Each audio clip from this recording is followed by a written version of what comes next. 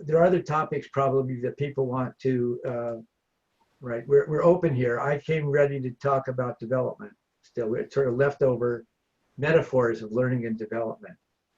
But that doesn't have to be the topic. It just as if. So with Ali, I think that something, have all of you read Literature as Equipment for Living? Ali? No, I haven't. No. Okay. So that would be, it's a very short essay by Kenneth Burke. And Kenneth Burke was I met him, he came to UCSD, he was 90 years old, carrying a bottle of whiskey. That was what he needed to talk. He'd sit and talk. He was really old. Well, okay, so, but he was very famous as what the school of sociology called symbolic interactionism. And symbolic interaction is a kind of American, pragmatic, Western, some sort of, I don't know, I'm not an expert on the labels, but it's sort of a cousin of cultural historical approaches. So there, for example, when you read Psychology of Art by Vygotsky, then you can begin, and he's pulling on literature and all this other stuff. So there's a kind of, and he writes this instrumentalist version, which is the simplest version of Vygotskian mediated action thing. And it's just brilliant. And I use it all the time. And Jim Wirch has just written a new book on how nations remember. And he said, he attributes it to me because I used it as a basic text teaching communication. And he goes back and recovers Burke, who's really excellent. Great insights. Anyway, that might be something interesting for you, Ali. And then if you find it interesting in terms of your work, maybe you could lead us in a discussion of that article and how you could find it useful. But I find it useful all the time because we use texts of various kinds. And that is a form of literature. And then what kind of equipment for living is it? In what context and so on? And it has lots of important ideas in it. So, hey there, how are you feeling, Daryl? Hey, Mike. Today's a not so bad day. I'm doing okay. That's good. Thanks for asking. All right, good. Back spasm, back troubles. Right. Anyway, we just started talking about topics to talk about a little bit here, Daryl, right now. And we've been joined by Sandra. So Sandra has not, people were introducing themselves before and Sandra hasn't been here before. So you may have seen, you were part of the class, right, Sandra? So you've seen some of these people somewhere. Yeah, definitely familiar. Let's see, I am one of Kris's students at Berkeley. I do work around technology, trying to use chat to kind of look at technology across the spectrum for both young children or young people and adults. Currently doing work on 2 different gaming platforms. So one being Twitch, which is more of a streaming platform, and then the other one being Roblox, which is for younger kids. And just looking at the ways that they're learning on those platforms and learning how to co-construct across digital spaces, which I find fascinating because it's not static environments. They're definitely fluid and dynamic and ever-changing. And so it's interesting to try to apply some of the chat concepts and constructs to those different environments, and trying to stretch kind of the boundaries of what chat can do. So currently looking at the method of double simulation. I know there's a lot of controversy around the method, but I'm trying to use it as a lens to understand how kids are using different platforms to make sense of their gaming and how they're building these games. And so, yeah, that's kind of where my work is at. I've also done work with Eddie on Twitch and looking at the racialization of what are kind of like emojis on the platform and the ways that they're being used to signify Blackness and anti-Black rhetoric. And so, and then we're jumping into looking at the gender norms of the platform, of gaming platforms, and the ways that folks are creating counter scripts and creating different affinity spaces within these hegemonic spaces. Yeah. It's really interesting work, and I think what we want to sort of move toward is people sharing examples. And so, at some point we can look at Roblox or whatever one you want to talk about, and you could look at an example and talk about problems of how do you analyze this every time, whatever the categories are that you want to use. It's super interesting to me. Yeah, that would be great. And double stimulation, I think it's not that it's controversial in the sense that some people think it's bad to use it, but it can be used in a number of different ways, and there's a lot of misunderstanding about when it's being used and how self-conscious people are about it and so on. So that's a range of people who are here today, and to me it doesn't kind of matter where we begin. But last time we were in a discussion about learning and development, and we don't talk with each other afterwards. We don't comment afterwards, which is kind of, in a sense, it'd be nice if everybody just sort of, without looking what anybody else said, just said, well, here's a thing that I took away from it. But for me, I took away from it a couple of ideas. And one of them that was important had to do with Ivana's work. So the last time we talked about learning and development, and at some point in the discussion, Ivana said, well, in the work that I'm doing, I have a hard time telling the difference between learning and development. I don't know what's going on with respect to those categories, and why is that a problem for me and it's not a problem for other people who seem to be able to say, well, the way things happen is that you start out at some level of development and you're developing biologically and so on. And after a while, you bump into some sort of problem, and then you have a big period where you have to deal with the fact that you're being inadequate and you want to do something else, a crisis period. And then you get through the crisis period and there's a new stage. A neo-formation that appears in the crisis becomes the leading obvious feature of development. Well, I think what we're doing in all of those cases where it's hard to tell the difference is because everybody's interested in process. And so a lot of the time what we're looking at is the periods of instability that are called crises for other people. But they're not just crises of age, they're crises that come up that some of them have to do with running into an implicit racial slur, or they can have to do with a microaggression, or there can be all sorts of things that interrupt, so that the situation you're looking at, more than one thing is going on. And the issue then is you're at the level of discourse. You don't have one tester and one adult in a circumscribed situation where you can sort of track what's going on, even though you're missing something in here. But you can track it, and you can create situations where you can get something that looks pretty step-like. But then as you start to complicate that situation, instead of being step-like, different people step for different parts of it at different times. There's more than one thing going on, so it's looking gradual. There are a lot of things going on. There are a lot of things going on at the same time. And they're going on, so to speak, over time. Right.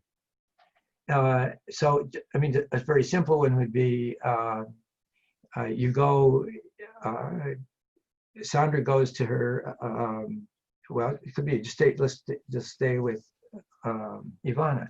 So Ivana goes and she has a pharmacist, a doctor, and what's another person who would be there? Nurse. A nurse and a facilitator, and they're there, and there's a simulated patient there.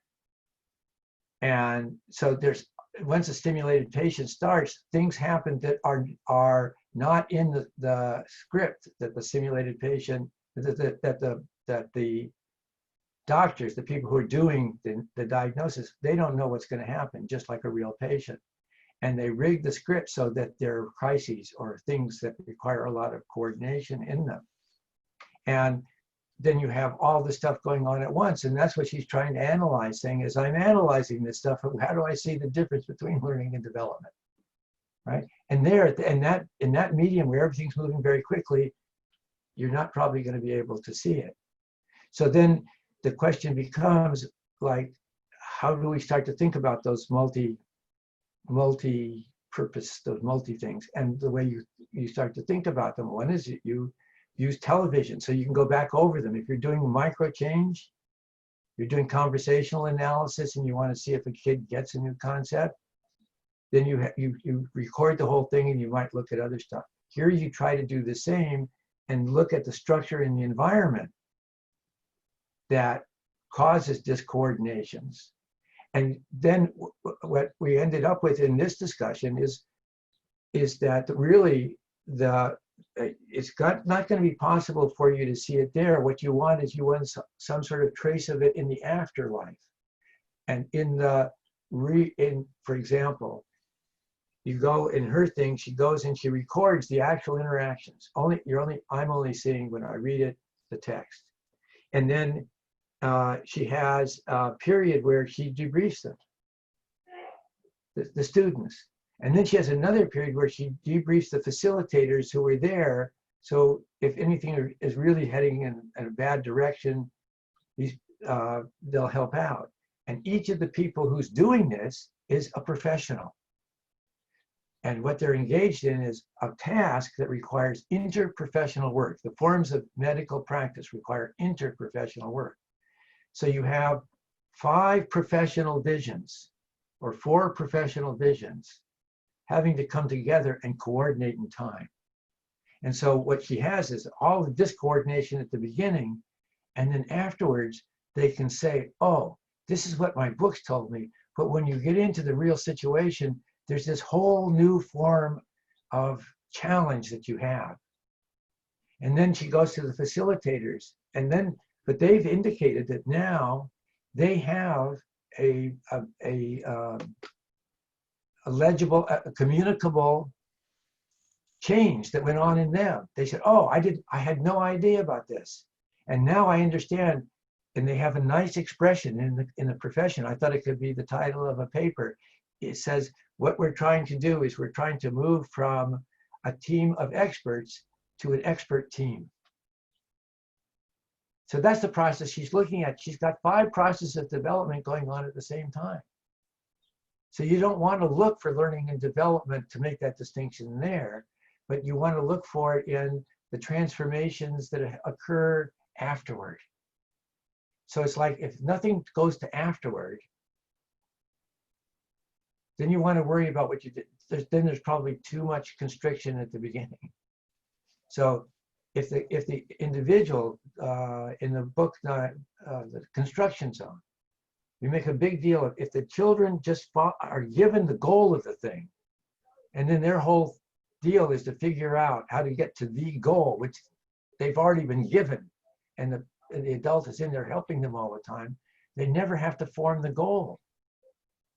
But if you don't have to form the goal, what the hell are you doing? You have a very cut off form because there's more than one way to get the goal. You're learning just one way and the goal is given. Now what happens when it's not clear what the goal should be? And that's what's happening. That's what the training thing is doing all the time. Oh my God, this person just did that. What should I be doing now? It's moving too fast. So she's seeing this period of pre-formation where the multiple systems come together, but she's also seeing in 2 different afterlives, one for the professionals who are already professionals, the facilitators, and then for the people who themselves can express it.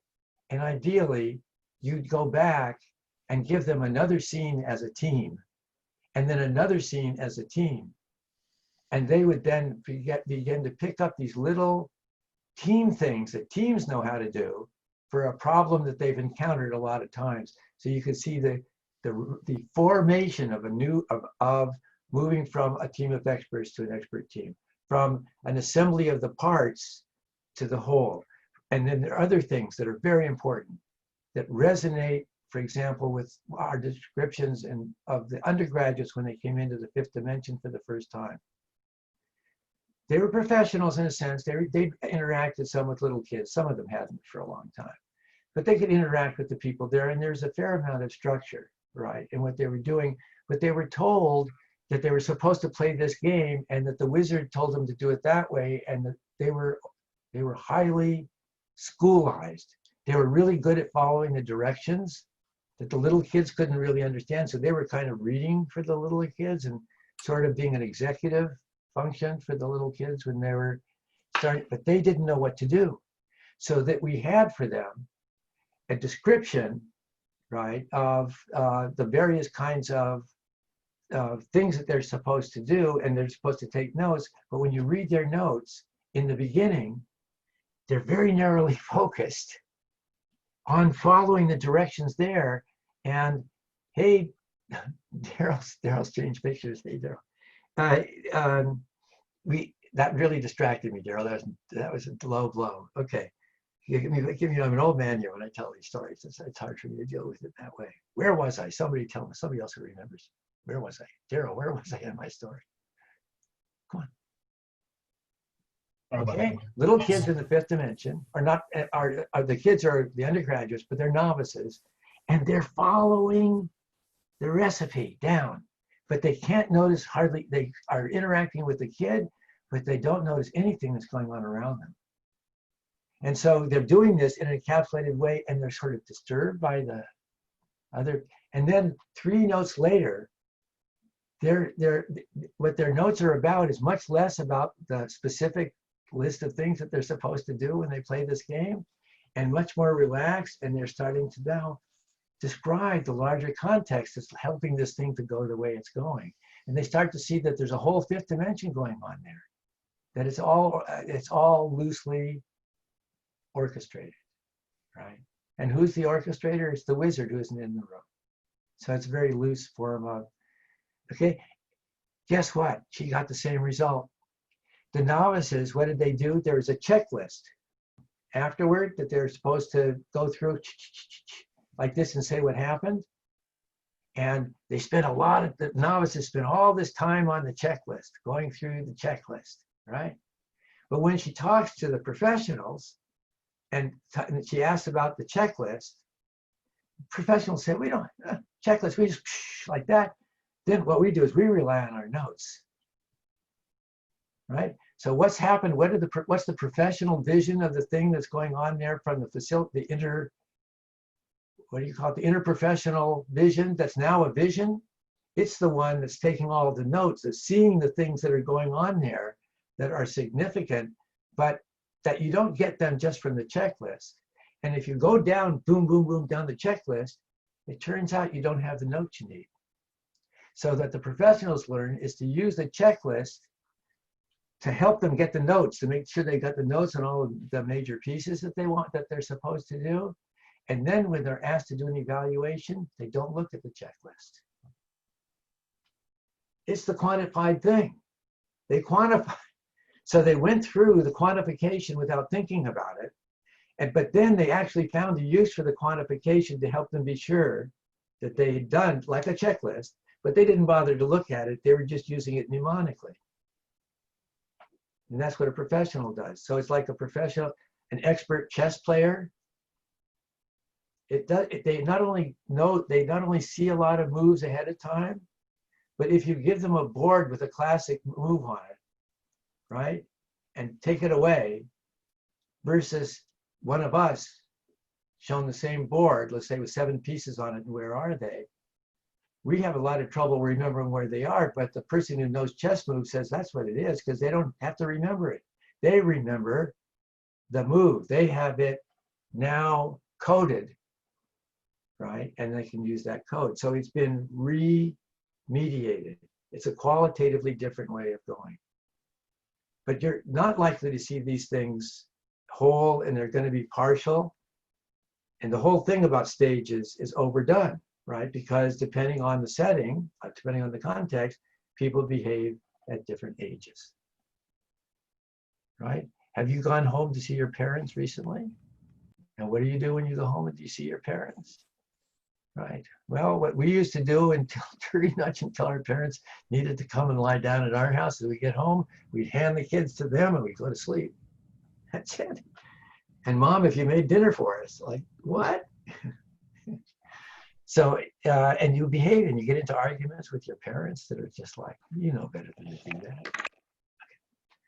Okay, so how does this relate to these general symbols? And I asked people to, did you all look at the three metaphors of a rope? Do I have, Sandra, you haven't seen, and Daryl, you have a standard picture. So Aiden and Ali and Ivana have. And Sandra, I don't know that I've ever talked about the rope metaphor before. So, oh, there's Ali's another Ali. Okay, excuse me, Daryl's another Daryl. So, all right, so I wanted to talk about that, and I guess what I'm going, let's see, if I share my screen, what I have to do to be able to share my screen is to pull the thing up first. So I'm going to pull up just one of them. I think I have it in here. I think. Wait, give me a second. Either it's there or it's here.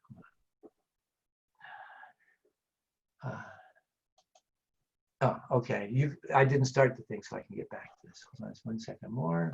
Excuse me. And now do. I just shared the text that you sent us. Okay, well, I just put it up too. If you've already shared it, then I'll bail out of this and I'll just look at what you've got. Hold on. No, I'm not seeing the shared text. It's in the chat. It's in the chat, Mike. It's in the chat. Okay, I'm sorry. Okay, open it there. Fine. So we can open it there. Oh, I have to go into the chat and open it there. All right, hold on. Oh, here's download. I'm sorry. No, I don't need to download. Yvonne, it's easier for me to do. Hold on. All right, if everybody's seeing that, that's fine. I can see it on my screen. So what each of these metaphors is taken from completely different source. The first is from William James's book on pragmatism, written around the turn of the 20th century. The second is from Ray Birdwhistle, who was an interactional analyst and in the 20th century, very important micro sociologist, sociolinguist. And the third one is from the ecological psychologist, Roger Barker, and I don't know what Wright's last name is. Ecological psychologist who wrote a number of books on ecology of development, but wrote one growing up in the Midwest, but also One Boy's Day, which is an idiographic study of one boy in this Midwest town in the early 50s. And all three of them come up with the exact same metaphor. So they say the three examples of a rope. And James start with things tells a story. And the world, and then he gets down to the world is full of partial stories that run parallel to one another, beginning and ending at odd times. They mutually interlace and interfere at points, but we cannot unify them completely in our minds. In following your life history, I must temporarily turn my attention to my own. And then he said, it's easy to see the world's history pluralistically as a rope, of which each fiber tells a separate tale, but to conceive of each section of the rope as an absolute single fact and to sum the whole longitudinal series into one being living an individual life is harder. We have indeed the analogy of embryology to help us. The microscope makes 100 flat cross sections of a given embryo and mentally unites them into one solid whole, but the world's ingredients, so far as they are being, seem like the rope's fibers to be discontinuous crosswise and to cohere only in the longitudinal direction. Followed in that direction, there are many. So that's his idea of a pluralistic universe. And you think of the rope as some of these stories moving through time and intertwined with each other. And no one of the threads makes up a story, although it might be a little story. A minimum story for Harvey Sachs is, the baby cried. The mommy picked it up. If you reverse the sequence, right? If you reverse the sequence and you say the mommy picked it up, the baby cried, it's not the same story.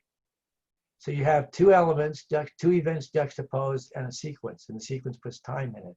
And that's a very important feature of everything. All the fundamental unit of analysis at this level, I think at any level, has to have time in it.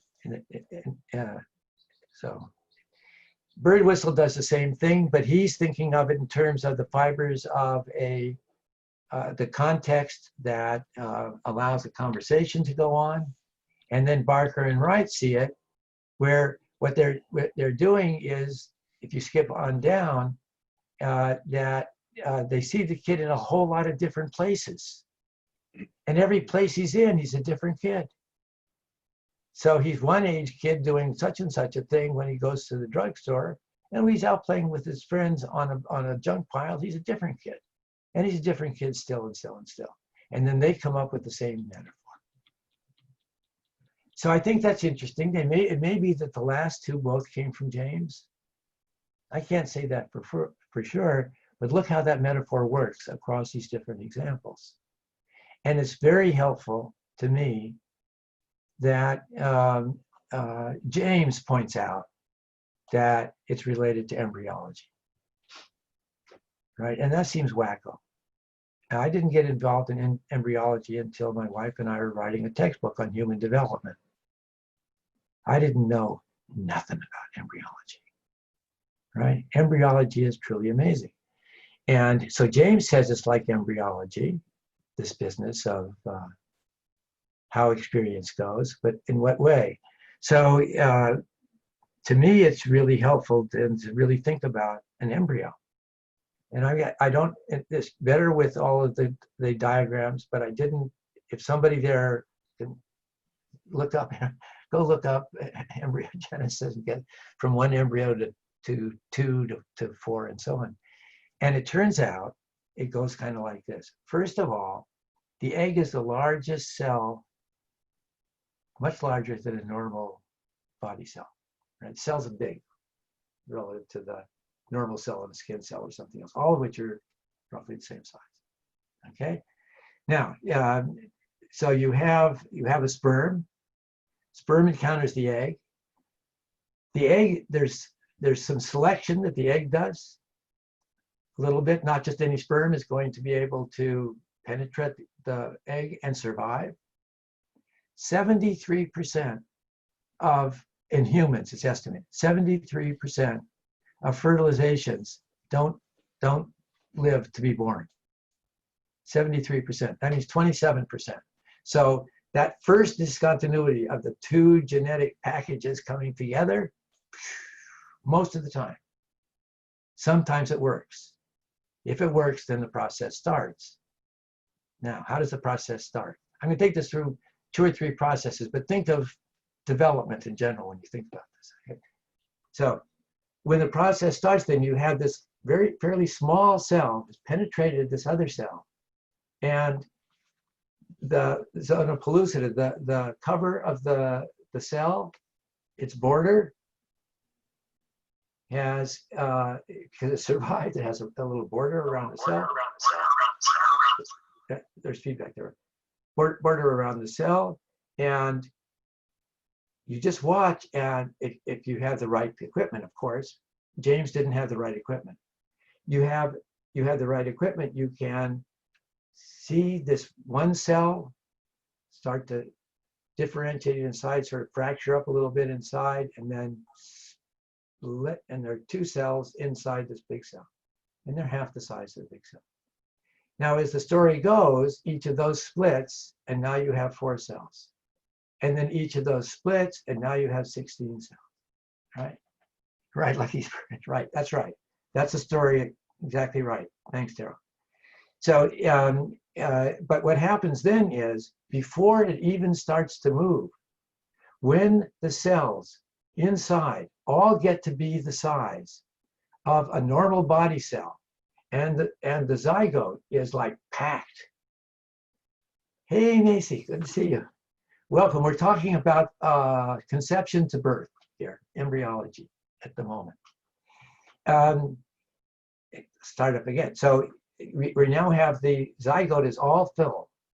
What happens is the cells at the very outside of the zygote begin to interact with the cells across the membrane, right? And the cells across the membrane are just the amniotic fluid in the beginning, or the fluid in the, right there in the uterus, right? And it's not amniotic fluid yet.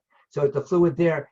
And as soon as there's a little break in the wall and the outside cells start to feed on the stuff on the outside, they start to change shape.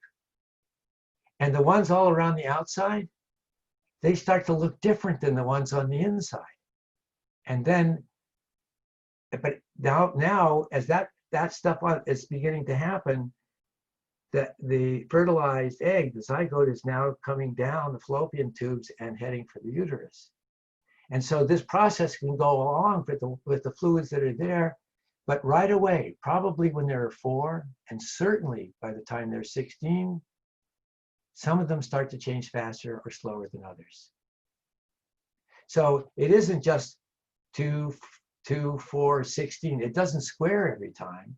Now they start to change, and so it becomes uneven. There's heterochrony. There's difference in the rates of changes of the parts of the thing that are related to the fact that the ones on the outside are constantly interacting with the new environment as they come down. They get into the uterus, and there's something that has to happen, another one of those moments for the embryo right now the zygote, now the conceptus, I think it's called. And in that story, I got the words conceptus, I didn't know it. But what then happens is that it has to latch onto the uterus. And when the uterus, when you look at it, is this thing that looks like it wants to be latched onto. And sure enough, you see the same thing you saw before. It latches on very often. As soon as it latches on, and now a new set of genetic material starts to interact, it can just wash out. That can happen at any time during pregnancy. We know that, right? Any time during pregnancy, for whatever set of reasons that it happens. But when it starts to do this, the first thing it does is it creates what something that in the class, somebody used the term airlock. Airlock. Oh no, it wasn't in that class. It was somebody else who was trying to have how it is the two things going at a different pace can come together. There has to be like an airlock in between them. I think in rockets and stuff like that, so that when you connect the two things, you have to have a neutral space for a while. Well, what the system that the uterus is representing is trying to reproduce itself. What it does is it creates a way for the fluid that is forming inside the zygote to go through neutrally to another side in the uterus, so that it can pass that fluid back and forth, because that's how waste gets out of the already used up cells, repurposed cells for the growth of the organism, get sent out through the mother's blood and then are released by the mother. And you can get poison. If that doesn't work right, you can get all sorts of trouble going on there. Now, look what's happening when that happens, right? Is that you have this thing where everything is the same, but then as its environment changes, it runs out of steam. It has had its rocket boost from the phylogenetic pattern for all or humans, like this huge genome in the environments that humans can live in. So it's put into a living environment like the ones we're all sitting in right now. And then there are people there too. Now everything changes again at birth, right? Now it's all redistributed again. It isn't the neighboring cell that's changing to get itself so it feeds the inner ones. It's now a whole complicated system that's doing that, but the same principles apply again. So what happens at birth?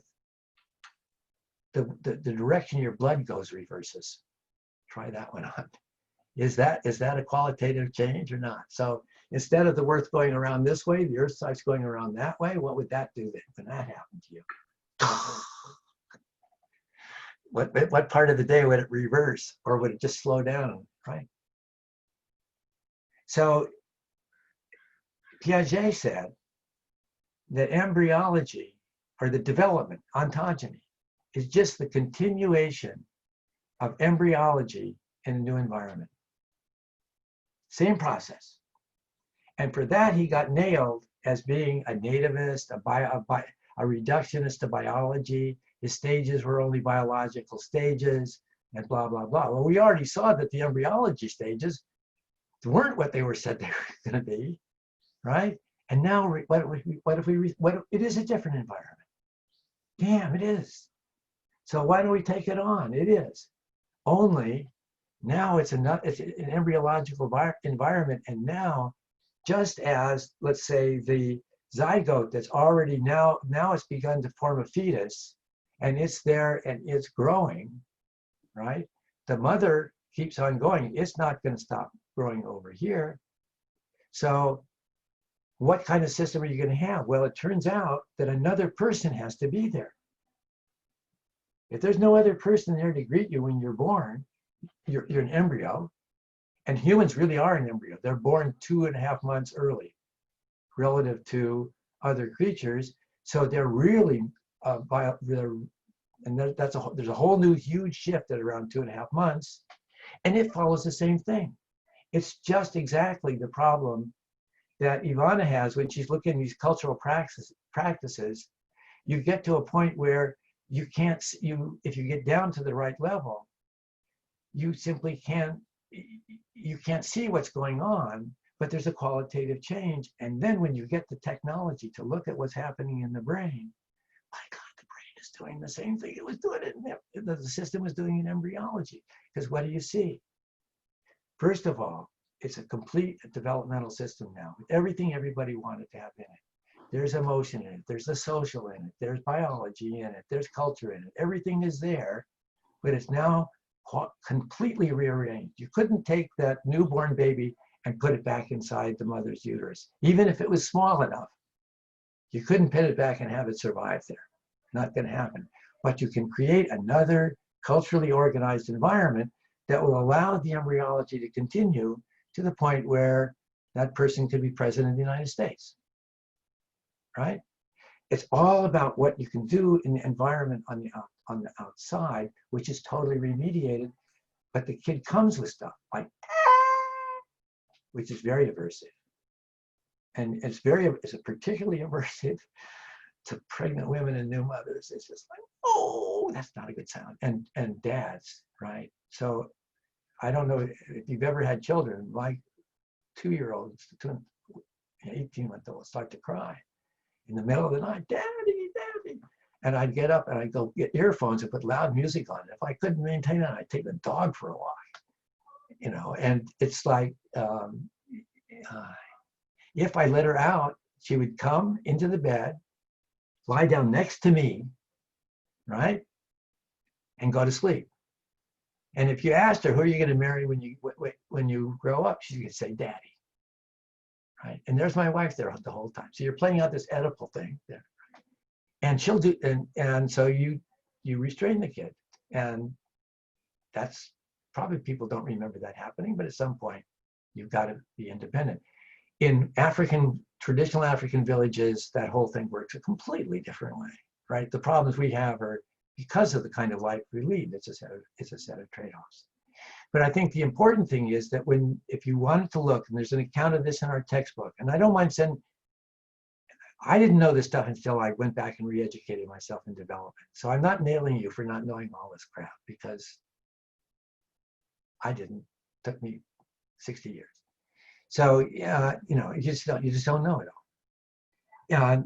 But if you go and you look at that shift at like 3 months, 2.5 to 4 months, and it's described pretty well in our textbook, and it's totally amazing, because before this period of time, the kid's vision is very focused on high contrast places, and it has no real control over its eye movements, except that they're attracted to places of very high contrast in the visual field, right? So if you put up a triangle, their eyes go to the points of the apexes of the triangle, because that's where they have the densest black stuff up against the white in that corner. And then, but at the same time, around this period of time, call it 2.5 to 4 months, you contrast them and you bring in the 4-month-olds or themselves at 4 months, and instead of just going, their eyes just going to this part of the triangle, their eyes are scanning the whole triangle. It's like they're constructing, their visual system is constructing that there's something out there that isn't just these dots, they're connected, right? At the same time that's happening, the children are beginning to do something they didn't do before. Before that time, if you came up to the child, the mother, the father, anybody comes up to the child might be smiling, the child might not be smiling, the child might be asleep and smiling, right? But the smiling is not contingent upon the outside stimulus. Just it's just the kids in their sleep. If they're burping and they just fed, they might smile for a minute and you think, oh, they're contented, they're smiling. Well, they're smiling, right? And at that moment, they're not screaming, so okay. If they're blind, and if the parents don't know to do it, those children don't learn how to smile, socially smile properly. They smile at wrong times. Their faces are off, and it can be difficult when, because they acquire language, but they haven't picked up that contingency, which is an emotionally related contingency having to do with something that you physically experience. However, if you teach those parents that when the kids, when you tickle them, the kids start to smile, right, or to laugh, and which you can start to elicit their smiles. Then at 2.5 months, if you do that, then, and you accompany with your voice movements, then your voice will, by the tones of your voice and how the prosody of your voice and the emotionality in that, the smiling gets entrained so that they can have a normal conversation in terms of the way their faces work as a part of the conversation. And it turns out, of course, that you can teach hearing parents to sign, but their kids, you don't have to, you can, and in which case the blind kids will also acquire that. And of course the hearing kids the same, but with hearing kids, they smile. And what do you do as a parent? You say, hey honey, the kid's smiling. The Navajo have a ritual when the kid first smiles, for the first real smile. So the Navajo know about that shift, but they mark it culturally by a completely different set of behaviors. But it'll be there then in the repertoire, and that's part of the kid's identity. And there's somebody out there that cares about me, and it's a contingency with the world. If you look at the neurophysiology of the brain, EEG now, and the EEG is not maybe the subtlest way to do it, but if you look at EEG and you look at different parts of the paleocortex and the cortex, and you try to see where's the big change happening, you can't see it. In this period, the change is happening in all of the parts of the brain, and they haven't come together in subsystems that are organized subsystems so that they're functional systems. And when there's, and now this will relate to Jeff Sachs, those of you at Berkeley. Jeff Sachs always talks about a form-function dialectic. Form-function. Form-function. Function goes across time. Form is the form it creates across time. Structure, agency. Agency happens across time. Structure are the non-temporally easily movable things that constrain where the agency goes, right? So it's, again, it's William James. It's temporal, it's temporal, but it's structural at the same time. So Daryl, I mean, one of the things is, why don't you just like, let's just use, your background is useful, but we could do it with me. If somebody imagine that you were with your mom and you showed her a still picture of Daryl, and you ask somebody who knows Daryl, and who knows that Daryl is sitting in front of Coit Tower and looking across the Bay Bridge at, is it Angel Island in the middle? And you're at the big island in the middle there. And my son, if you went off to the right-hand side and did a right angle, My son is just off to the right on the edge of the water in Mill Valley, right? So I can see that. But I started to recreate the scene for you. But if I asked you what's going on here, what do you see? And I see Daryl. What's Daryl doing? And like, so if I saw a picture of Daryl and I know where he is. But if I saw a picture right now and Daryl showed me a picture of him in Iraq, and you asked me what I saw, and I say, and I didn't know Daryl. I say, well, I see an American soldier, and he's fighting in Iraq. And how do you know it's an American soldier? And how do you know it's in Iraq? And what did you put together in your head? And you just made it a part of a little story that you made it a part of a larger narrative. So every time you see an image, you can't really say what the image is, boom. In order to say describe the image to somebody else, it has to be a part of something that's going on.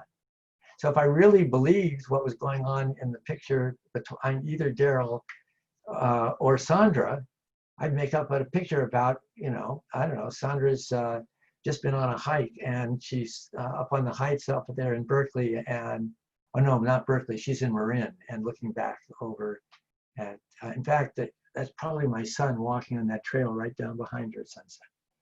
So so the embryology method works. And the other thing we wanted to get at is this business of continuity and discontinuity, learning development.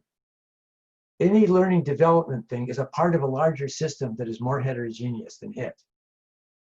And it's changing at some different rate. And everything's changing at different rates around us.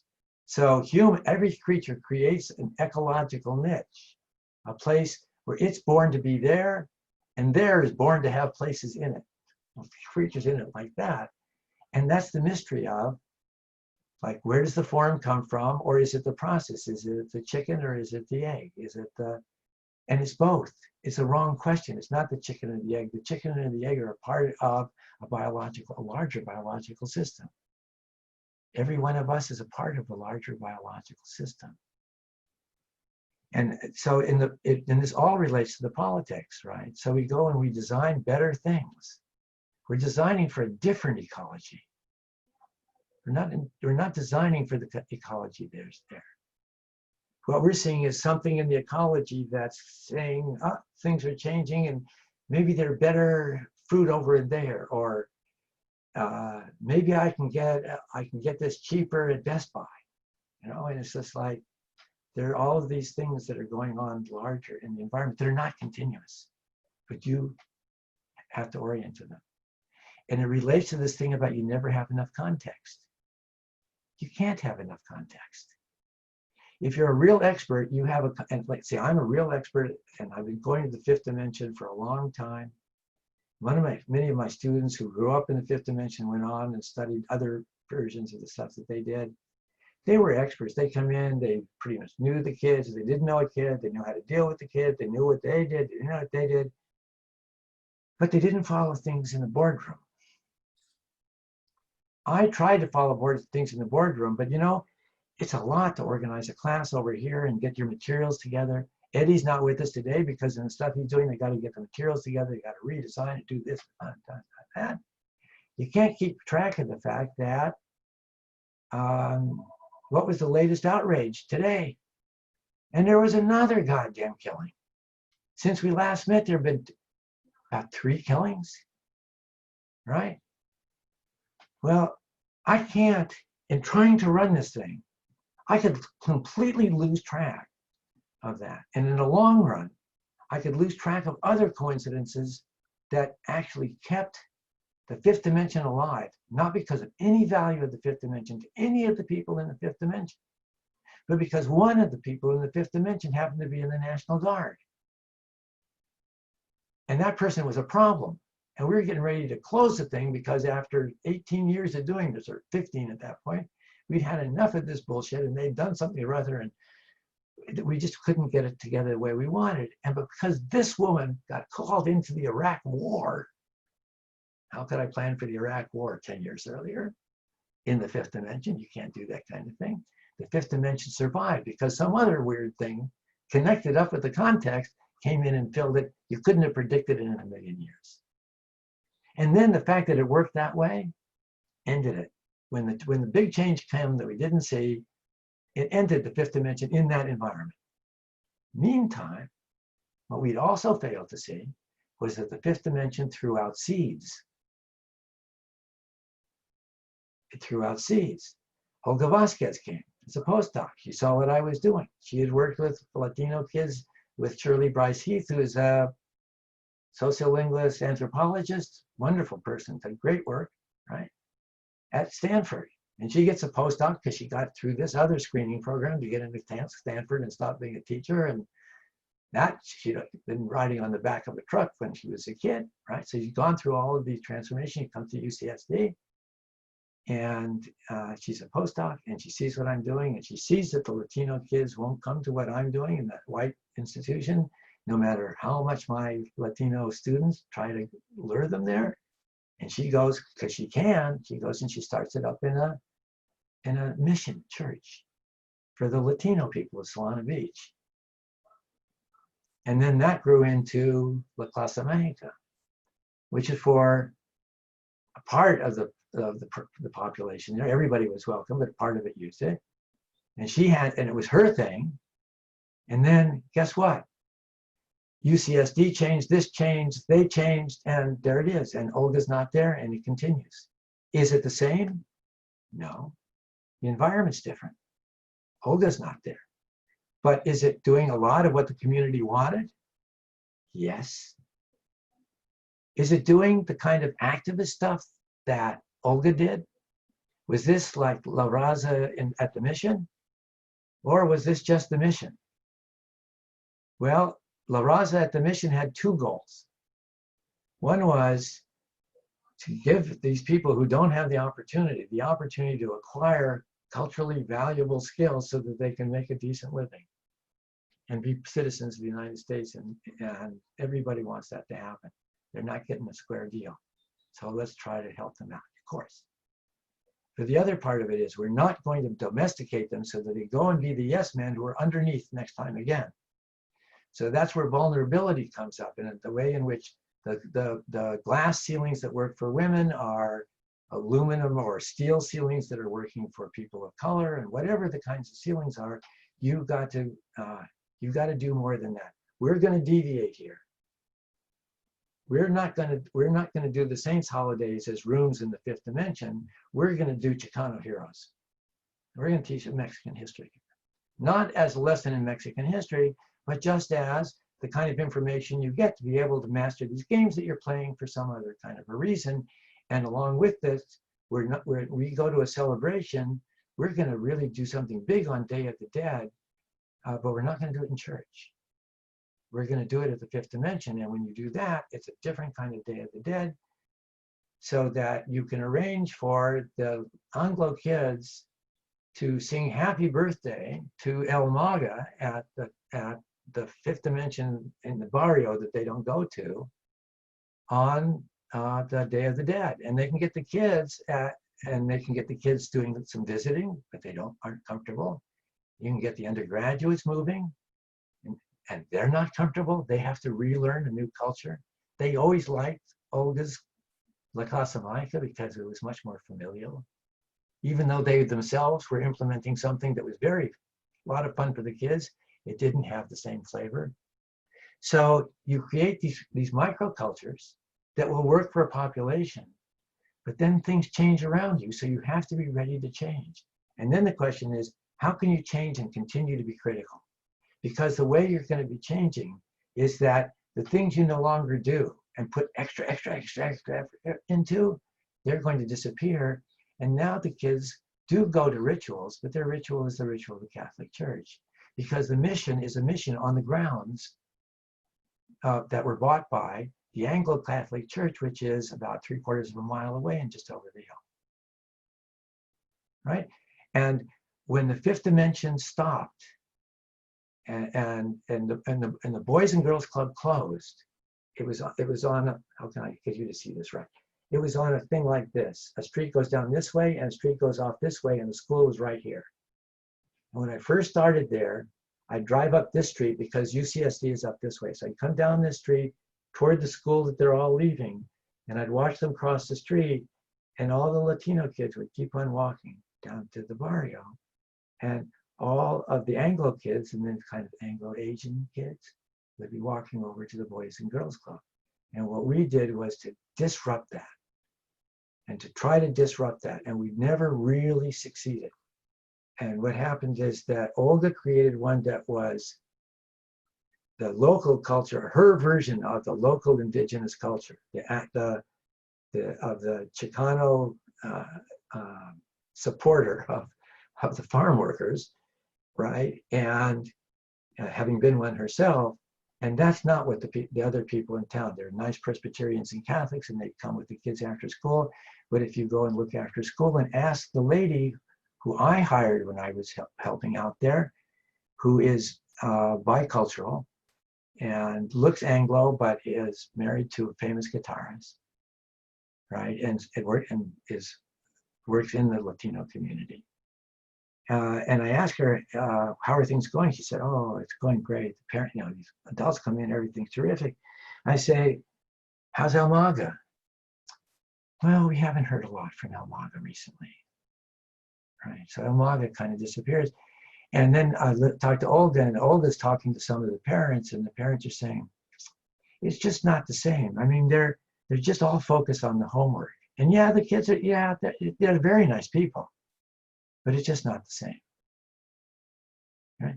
And so you learn by that. I'm writing now about utopian methodology and very long, these ones that go a long time. When they finally end, or don't end, if they get institutionalized, they're probably domesticated. They've gone from being deviant to being within the fold, whatever the fold happens to be. These people's fold or these people's fold that they've made. And so, what do the young always do? They violate the thing. The young are always, and that's why the young are our futures, right? They're sampling stuff out there in the environment that we stop sampling because we've got these really good ways of doing things.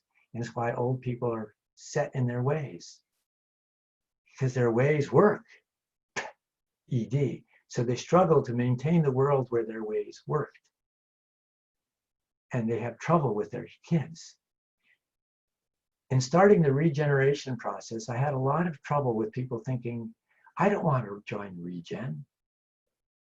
That's just recapitulating these white people's stuff. Why, these northern people's, why am I going to do that? Why would I ever do that? Well, because it's become hybrid over time. The hybridity has spread out, and the two branches aren't really interacting with each other a whole lot. One is complaining about having been domesticated over time, and the other is complaining about the people who've been domesticated, but who are the people who taught them, whose ideas they actually believe. Now, how can you get them to be a more intelligent social system? How can you create social intelligence in the community? Social intelligence is the kind of common knowledge of everybody that nobody has to explain to anybody, that is very useful when a fire breaks out. Right? You know what to do.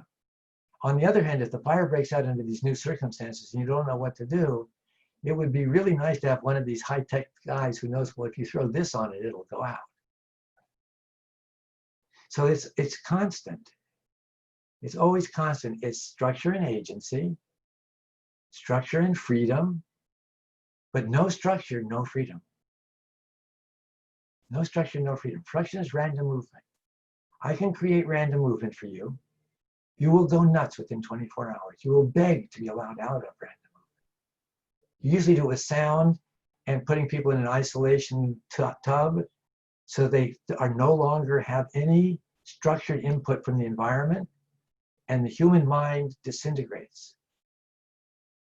You could put Einstein in there to give him time to think, and for the first 4 hours, he'd say, that was the best 4 hours of thinking I've had. Then he really would like to watch some TV and do something else and go for a walk or whatever, and you can't. And it just stops. And when everything stops, you stop. It's called death. And what happens when you put people in isolation is they don't stop, they go nuts. So you have to stop it. You can't let them go nuts, but that's what torture is, right? I mean, torture is isolation, putting people in solitary confinement. It drives them crazy. It's nice to be literate. If you're literate, you can do things like scratch stuff on your wall.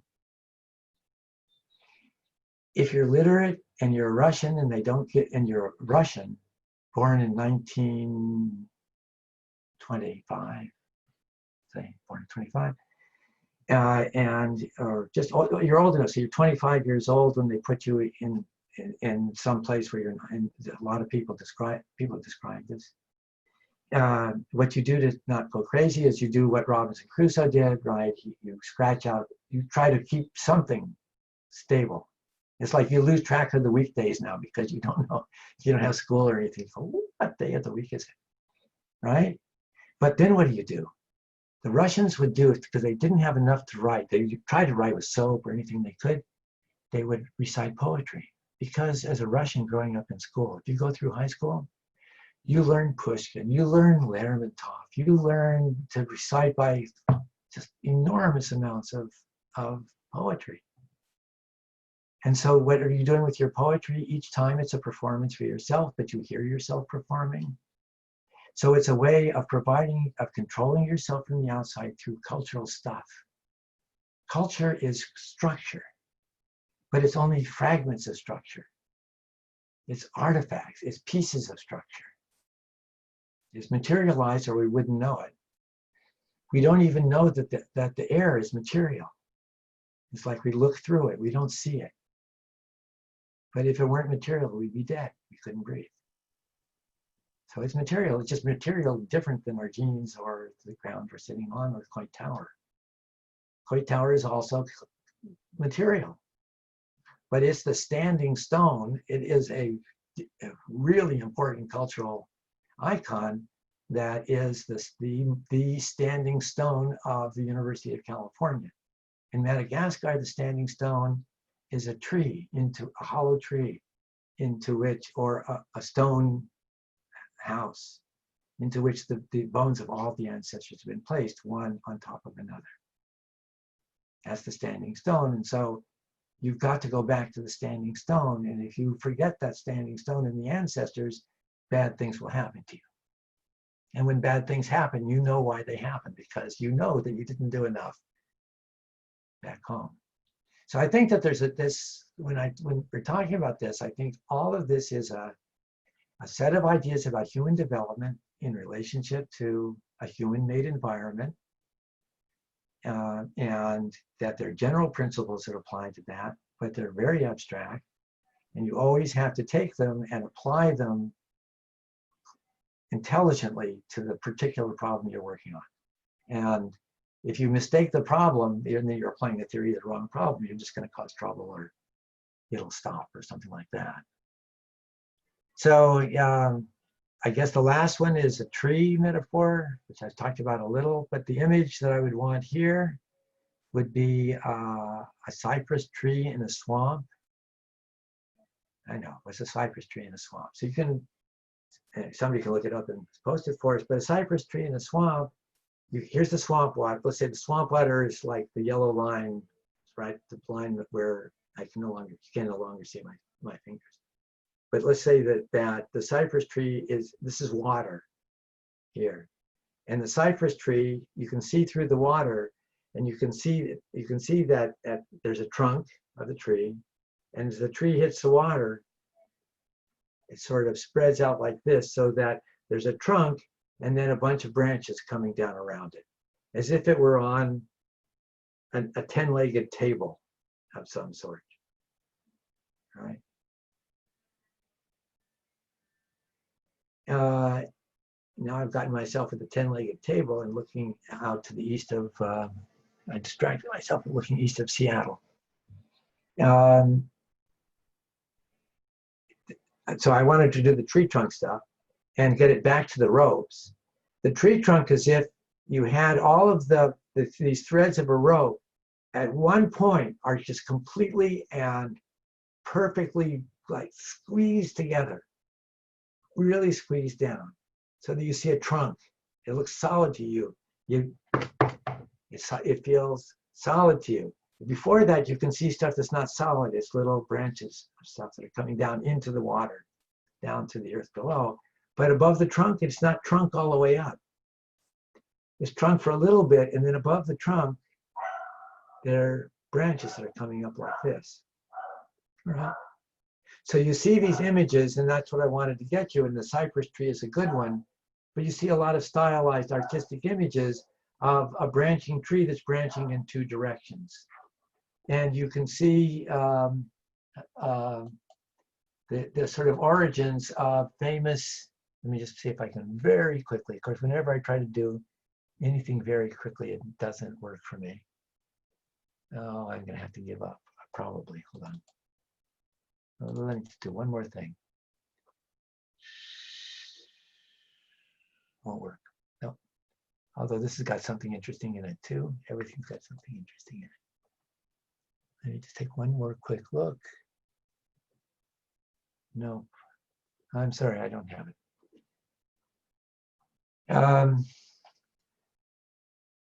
This sort of general feature then, the thing I wanted to show you was this picture of, they thought that here it is. They thought that they could bury us.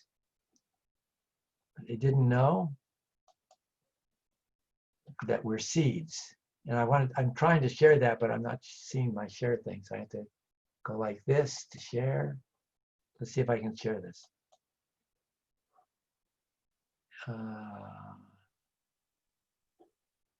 Now, is it there? Hold on. Let me just put this up. See if that's really what I wanted. No. Oh, okay. I'm a flop here. I see the shared, the screen sharing is stopped as the shared window is closed. Oh, that's interesting. All right, so I can't share that picture either.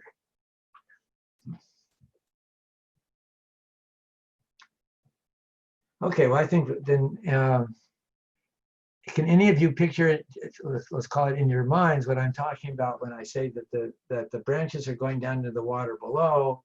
You have something like a trunk in the middle, and you have new branches going up. And that whole thing is a developing system, right? And how is it developing?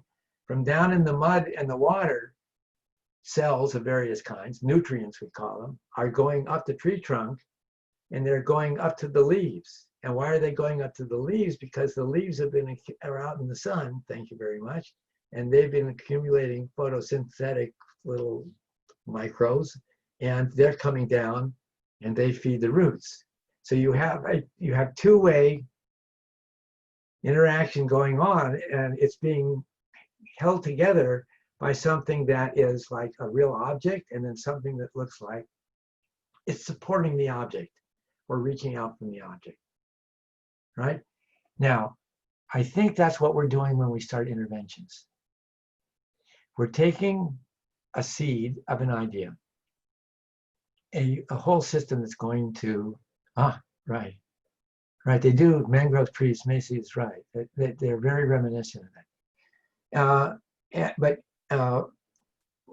when you can see me having a lot of difficulty dealing simultaneously with two kinds of input. So you're talking about seeds, Mike.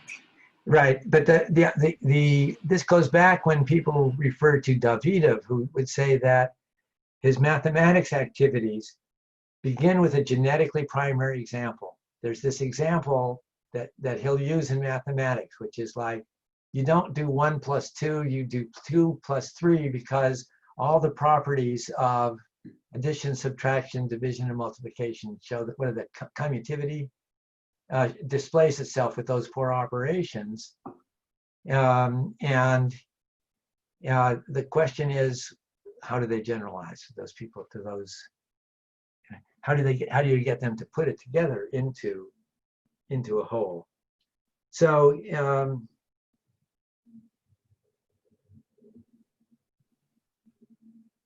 I think that the way I see the 5th dimension in that seed-like way is it comes in and there's a kind of a script for it. So let's call, and the script is based on a theory of what it takes to learn to read. Like you have to be able to know the meaning of the word, and you have to know how the word is written, and you have to know how to say the written thing, and you have to kind of figure out what it's about, something like that. So you create a script, like a small group script, where one person says, what's a hard word to say? And another one says, what's a hard word to say, what it means? And another one says, what's going to happen next? And another one says, what's the main idea? And it's a paragraph. And another one says, who picks the answer? And you deal them out blind. And all the kids go for the card once they learn what's going on. All the kids go for the card that says, choose the kid who answers, or the person, because they could get me to answer if I was doing the session. So you're turning over power. And if the kid knows the answer, the kid can say, I know, I picked myself, without giving away anything, right? So you're allowed to do that. So they can show off. They can, there's somebody they don't like in the group, they can give them say what the meaning of what's the meaning of the paragraph, right? They can give their friend an easy one. They can do a whole lot. They can be strategic socially, but their strategic socially depends upon their knowledge, right? They have to understand something about the reading. So they got to figure out something about what the damn thing is themselves to do that. And then it goes on, and nobody nails anybody for anything. And at the end, somebody goes and writes down the main idea, which is discussed, built up. If somebody doesn't say the main idea is he killed himself, the little boy killed himself, and somebody says there's a rope, and somebody says a part of it, then you have a discussion where you work up to the story in the paper, and you point out things in the story for them to look at, and you problem solve with them, and you come up with the answer. And you probably have a shill in there. I like the shill. The shill knows how to read, right? But is an assistant. And the shill only is only a goody two-shoes and keeps the activity going. If all the kids run away, the shill keeps it going, and you let the kids run. Let them run. Give them a place where they can all run. Go out and run. And have somebody there. It's an enclosed space. Then when they come back in, they do the test. After they've done all of that, right? Now they've gone through the whole act of reading. Nobody has read out loud. But a lot of people have pronounced the things and gone through spelling and everything else, but nobody has read out loud. Everybody is focused on saying, what is this person saying? And if they say this now, what are they likely to say next? That is problem solving. They're learning to read in order to read to learn. And that's the switch, that's the developmental switch that the reading people use, right? That you, in the early stages of reading, stage 1, you're learning to read. And then in 4th grade, you're supposed to be able to read so well that you can now read to learn.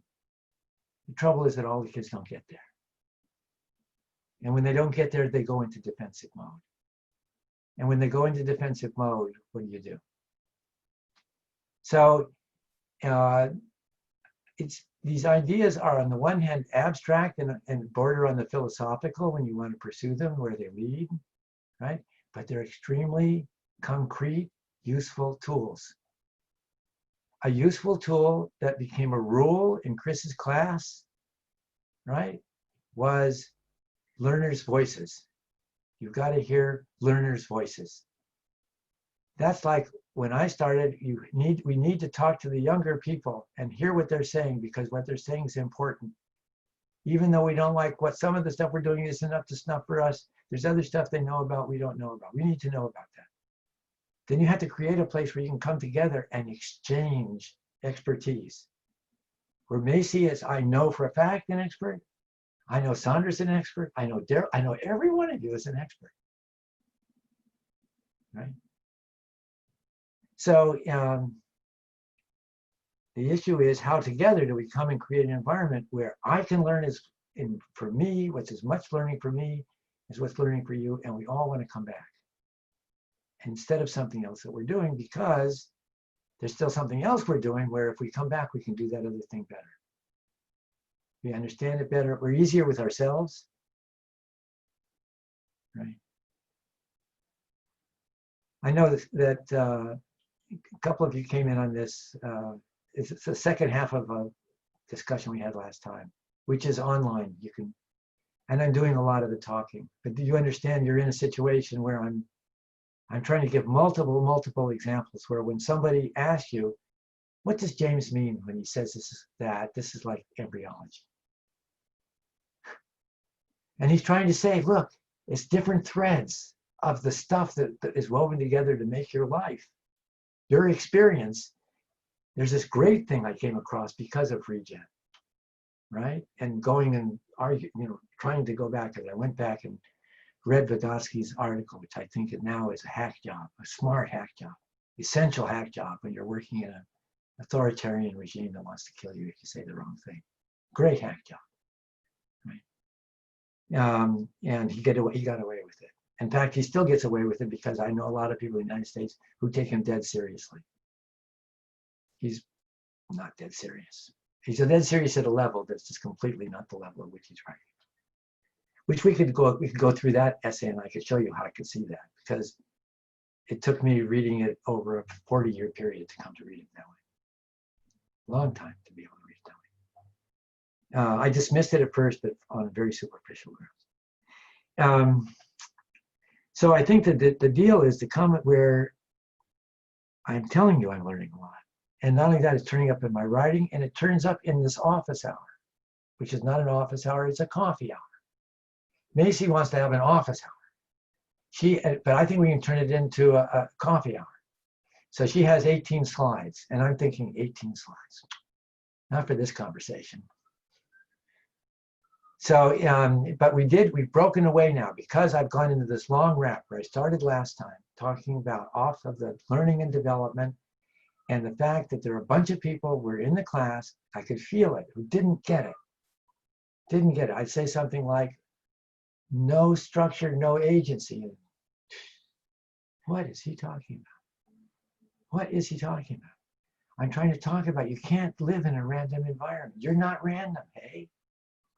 And that stuff outside you is not random, hey? You don't need all of it all of the time, but there better be enough of it. You won't know that you're gone, but the other people will notice there's a hole in their lives. It may be just a tiny hole, or it may be there are people dying all around me. I'm not aware of it. I'm talking with you guys. I hear a siren, but I'm not actually thinking about the implications of the siren. It's like listening to a siren, you're going to sleep, and it's just sort of, background noises. So we have multiple examples. We started off with that example. I don't even remember the examples that we went through last time. Maybe a couple of you, you got off and you started also to talk about, this point, and that was what's good. What we want to do is to link these moments to things that you're thinking about, where if you think about it that way, it helps you understand something that's going on. That's the purpose of the whole thing, right? You can't write it down in a book. Right. What you can do is you can present it and tell others that, like, you can lead a horse to water, but you can't make it drink. It's true. You can make it damn thirsty. You can give it a fever so it really wants to drink, but you cannot make it drink. And you can get into, like, I watched the Spike Lee movie the last couple of nights. If you haven't seen it, you should watch it. It has a lot of this kind of stuff in it, including how next generations, their phenotypes. Phenotypes are never a copy of the genotype. There is no such thing as a phenotype that's a copy of a genotype. Following Kurt Lewin, Vygotsky talks about the formative interventions as creating phenotypes. And the children are phenotypes. And of course, they're going to turn out depending on how the environment treats them. They can be hugely injured. That in Spike Lee, he has an example of a father-son relationship that is an organized misunderstanding of a terrible kind, and they go through amazing experiences together, right? And you can actually analyze Spike Lee, I can analyze Spike Lee better than I could without thinking this way. of thinking developmentally, of how do people repair the discontinuities, the ruptures. It's like a muscle tear. Muscle tear. How do you take care of a muscle tear? You put on some prosthetic devices, you help it, and then you tell the person, you got to do your part. You got to, if you don't use it, you lose it. And then you have to create motives for doing that, and a larger community for doing that for. A lot of PTSD stuff is like that. Daryl, this must sound similar. There must be stuff where this has some similarity to, if not your own experience, the experience of guys that you know who got really busted up and come home and don't know how to deal with stuff. And then that the issue of coming back, and being able to either encapsulate it so you're no longer waking up at night, and it's only at times that you'll be set off, and never coming entirely to grips with it, but being able to put it into such a small place that you don't have to be distracted by it all the time. Something like that. Yeah, and just so everyone knows, I do have to go in like 2 minutes, but for those who don't know me, I do have a lot of military background, which is why Mike keeps alluding to Iraq and military stuff. Well, it's unique. We can learn from you, Daryl. I'm not asking this to be nice. Oh yeah. I'm just want to make sure everybody knows, Yeah. at least is aware that I have 20 years of military experience. So, but yeah, a lot of it is I can see a lot of parallels with my research and this with life from what I've seen overall. This people I've interacted with and stuff over the years. So yeah, it's really good stuff. I'm actually taking a summer course right now called developmental psychology. So the embryonic process you just described. Yeah. I just had a midterm on that yesterday. Oddly enough. I can help you out here. So I can send you. I mean, I have the. I don't have an electronic copy of the book, but I have the proofs. The typescript. But there, it's the development of children, and if you got the first edition, which is probably being given away, got this stuff. Second edition, third edition is the best edition. It's like teaching a class. I tell people, first time you teach it, you err in one way. Second time you teach it, the opposite way, and the third time, if you're lucky, you do it right. Yeah, that's how I am with my ex-wives. Yeah. Right. So. Yeah, you think you know the routine. The third time is magic. Three's Yeah. a magic. It fits with reductionism, right? There can't be only two kinds of things, right? So there are two kinds of people: those people who think there are two kinds of people, and those who don't think so. It's always like it can't be. Binary systems can't change. If they're perfect binaries, they can't change. So that, and maybe may see what does some of this resonate. Let's just go around and people, before we finish, other people talking like, is it a part of this that we should return to because we need to, because it's not comprehensible? Or can people now pick out examples from their own work they could share where not parallel now? I think these are examples. What we're doing is we're taking metaphors and using the metaphors as one of Barbara's lenses. So our lens is a lens, the way she says it's a lens, but it's a lens that's structured by a metaphor. Or it's structured by a schema of sort that's looking at it in a particular way, at a particular depth, at a particular closeness to it. If you all, from conversing with me, this is the same thing as Powers of 10. Only Powers of 10 only has time in it in an odd way. So if you haven't watched Powers of 10 and tried, if you can't understand why Powers of 10 is totally relevant to thinking about this, then come back to me next week or write to me during the week. Write to everybody. People, don't write to me individually. Please write back to Coffee Hour, because otherwise, you understand it's a wheel and spokes thing, and so I have to then ventriloquate what everybody else has said in between, and it makes me uncomfortable doing it. Just send it back to the group. It'll help. Eddie, for example, isn't here, and it's getting to be the middle of the night for Auntie, and his wife wants help with the kids, right? So it's like that. We come and go. But let's see if we can do that. So Macy, I mean, your life experience is so utterly amazing, and you're working. You're now bringing together two continents in terms of trying to organize for development and education. Notice, I always talk development. You guys come from the learning sciences. My huge bone to pick with the learning sciences is that they don't do development. And if they do development, they're cultural historical psychologists, or else they're a problem for me to deal with, right? And the reason, and I think it's because historicity. If you're a learning scientist who takes historicity seriously, who do you talk to? And so getting the mainstream people to realize that their mainstream has got a lot of tributaries, and they may just be mainstreaming in the wrong direction here in the long run. So Macy, tell us a little bit about what does this put you in mind of that's from something that you're working on? Hi. I don't know if my thoughts are that formulated right now. And that's okay. But, I called on you, which is a dirty trick. But you don't have. You can say I'm still thinking about it because maybe somebody else can help, right? Daryl, what would be an example that of something where somebody has lost interest in doing the things that the doctor wants them to do, or they can't get with the program in some way because it crosses them, and you arrange an environment that helps them start to get on what we call the path, headed in the right direction.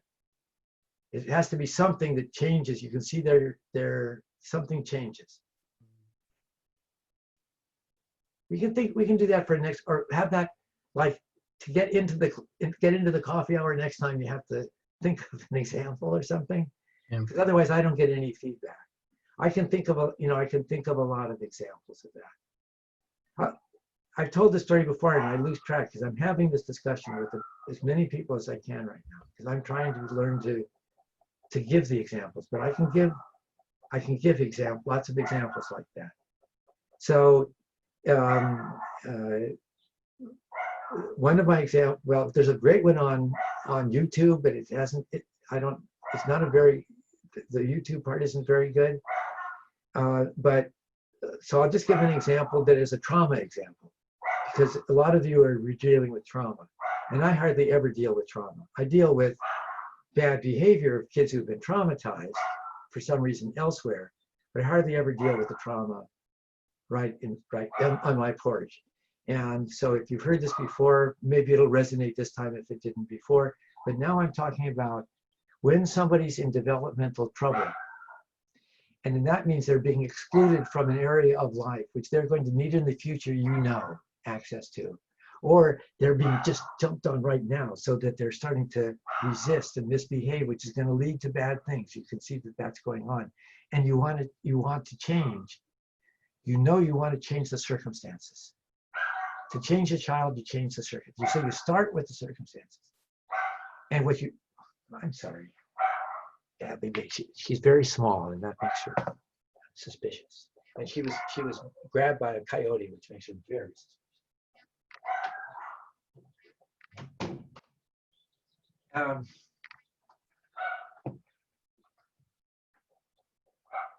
So I had an undergraduate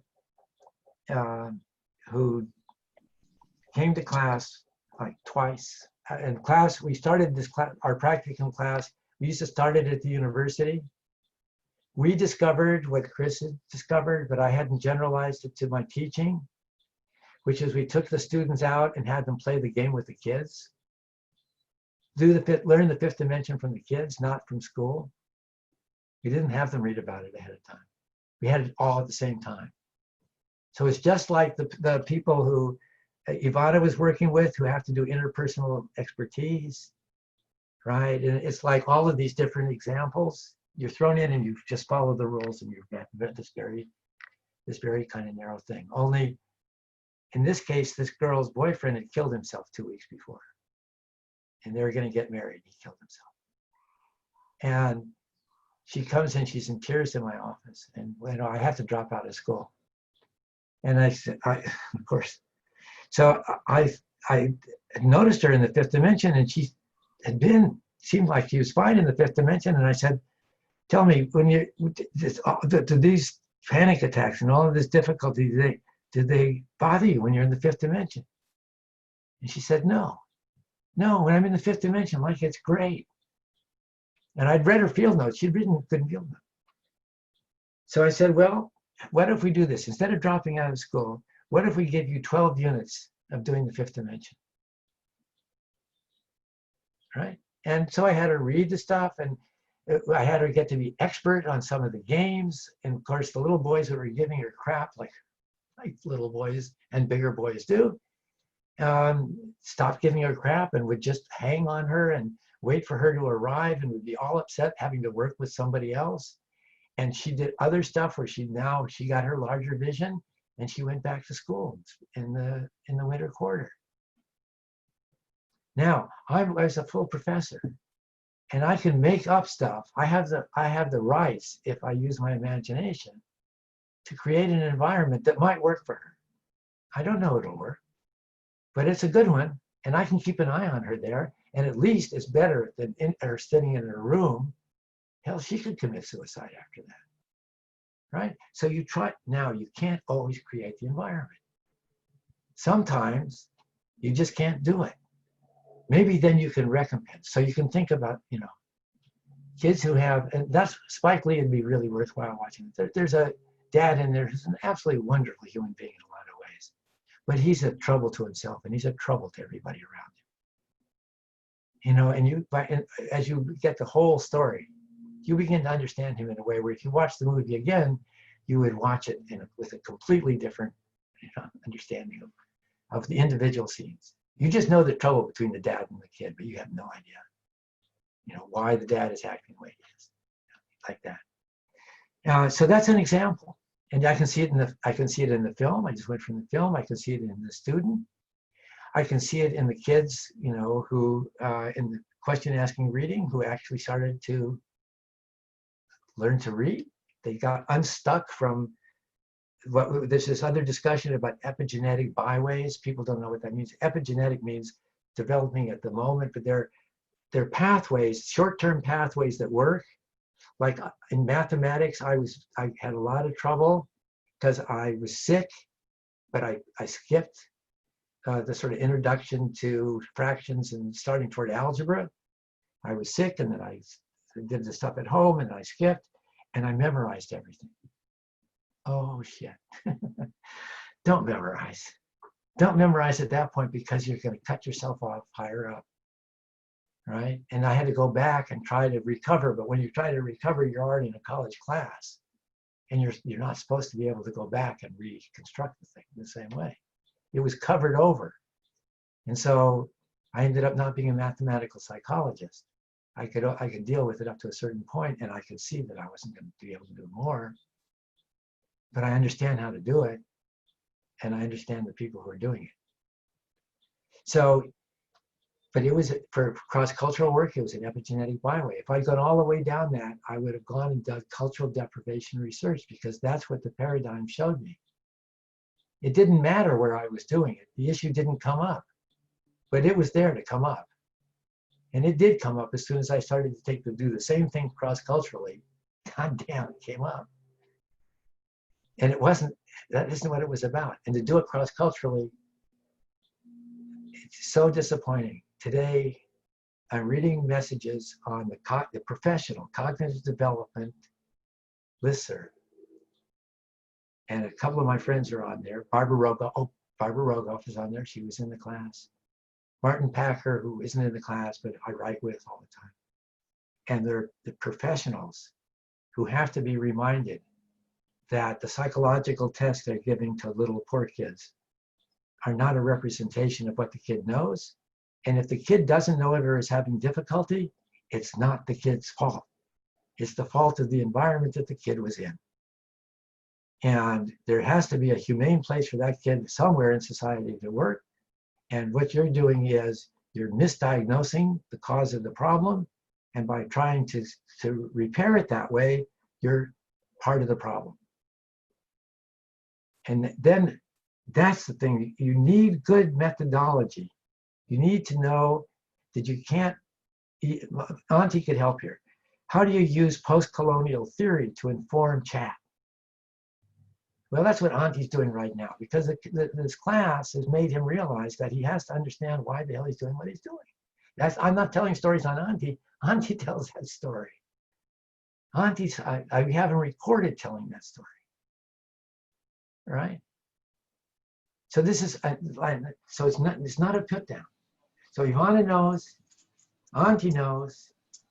Daryl, you haven't said, but next time, why don't you think about an example in your work where, like, next week, this kind of like, yeah, now I can look at this in this way, and because you've got the problem, and Aiden has the same problem of he's not a native member of the community that he's trying to help. Right, and it's just an impossible position at some level. So they have to recreate fictive kinship. You want to be uncle somebody, right? You want to be Tio somebody. And I am. And you know, when I go to the fifth dimension, I'm Prof. Mike, right? It's just a mind-blowing thing. So that's why we have El Maga. And I love it. Sandra Durante, I've been referring to Maga and referring to him on he in the XMCA discussion. All the old time chat people were there. And I had a colleague write and say, Maga, isn't that a he? So I got to write back and say, that's correct. That's true. Maga is a he. And so that was the bilingual wizard that Olga Vasquez made up was Le or El Maga. And that's because, and we have a really great picture, which I only have a small thing of. Maybe Ivana can help me blow it up. I'd love to use it. Of a child with a bigendered wizard. Absolutely perfectly bigendered, wearing a bathing suit. So it has one has a top and all the rest of it, and one does. It's just like the child did it. And it was just like, perfect. Because what does that do? That signals to everybody. There's play going on here. Somebody's joking here. Can't take this literally here. It's not what you think it is here. Stop and think here. And that playfulness is like super important. That's the thing that's not a straitjacket. That's the thing where everybody can figure out, what am I going to do here? Where's my wiggle room? How can I strategically do this? How can we strategically do this? That's it. That's the thing. So we've gone a long time today. I have a quick example. Yeah, sure. And I know that people have to go, but something that I'm struggling with right now, I'm going to be meeting with about 120 teachers, and they're trying to open up or school staffing again in Thailand. And I think the discontinuity is sort of trying to reimagine the space of school at this time. Yes. And how to, I think Mike, you said this, where you have deschooled in a week. And Right. I think there's teachers that want to go back to the same, right? Versus imagining Yes. something different, and Right. this being an opening for something different. And so if I'm going to speak to these 120 teachers, how do you not repair, but I think with the muscle tear, like it feels like we're in a muscle tear and there's an opportunity for some other kinds of repair of school systems, and how do you imagine a different way forward with school? You know, Macy, you and I have never met each other in person, but if we were in person right now, I would be enormously tempted to give you a great big hug for that. And the reason is you said something that repeated something I said, and you didn't hear me say it. And I'm trying to get the board of the National Academy of Education to ask exactly the same question you do. Right? I'm saying, look, deschooling just happened. In my professional life, I've heard innumerable people say we need to deschool society. Now, you deschoolers, where are you? And they're not deschoolers who say all homeschooling, right? All right, so now Aiden is in this as a profession, and all of you are one way or another headed for this as a profession. That is some sort of an intervention, right? You know, of some kind. I think now there's like the sweetest spot for critical, cultural, historical activity theory, or anything else you want to call it, in the design of hybrid communicative spaces for elementary, middle, high school, and university education. And that we don't say, maybe things will go back to normal, quotes, but we don't think so. And so I actually have a note I could send you, and I haven't had the energy. If I'm too old, I care too much about the level of talking to you guys. I'm tired of talking to professionals. I'm so discouraged by the low level of thinking that goes on. But it's because they're involved in this large system where there's AERA and there's all of the fellowships and all of the work to be done to be able to bring people into the system and all of that. And we have to worry about the textbooks and what are the tests going to be. And so the leadership is caught up in sustaining the existing system. And I'm not there. And these are people I so admire that they're doing it. And they've come and talked to our class, but still, we're an oasis when we're in the class, and we do that for them to be able to talk about it. And they still don't talk about how they reconcile running the Spencer Foundation with developing their ideas on these topics. It's just like, oh my gosh, where do you find the time to do that? And of course they don't, so they have to depend on you to tell them and to and explain to them what it is that they're missing. So it seems to me that if I had one thing that I wanted to have come out of this whole project, and there's many things that I wanted to have come out of it, like I think that are just absolutely wonderful, it would be that the people who are doing intervention research, and that's not Barbara. Barbara doesn't do intervention research, right? She does sort of quasi-experimental research that demonstrates that if you work on kids' strengths, you get a different idea about kids that are not able or low IQ or something. You see that there are different ways of learning. Of course, the big challenge is to create that in a classroom with a lot of kids where you don't learn to read by observation. Barbara's stuff is not generally on learning to read. We do learning to read by participations with observation built in it and question asking reading. So she doesn't. On the other hand, Aiden does. And on the other hand, you are, even though you're native in Vietnam, and you go back, you're not, and you take something that is the Latin American version of activity. You have a big advantage because you can kind of see it from two sides, right? But still, it's an alien practice. But Aiden doesn't have that, and he's not trusted in the same way that you're trusted. And you're not entirely trusted either, because they know that you were raised on this other side and you don't really understand. And now I'm in Minneapolis. Well, of course, and know? then yeah, right there. And you have an immigrant community that's native to you. No, I mean, not. There's a Latin community in Rochester, but I haven't there yet. Lean toward your microphone so we can hear you. Oh yeah, I'm sorry. Yeah. So as you can see, I'm in my apron. Yeah. Like I've just been cooking at the community center here, and that has been for I guess 2 months now, feeding elders because of COVID, and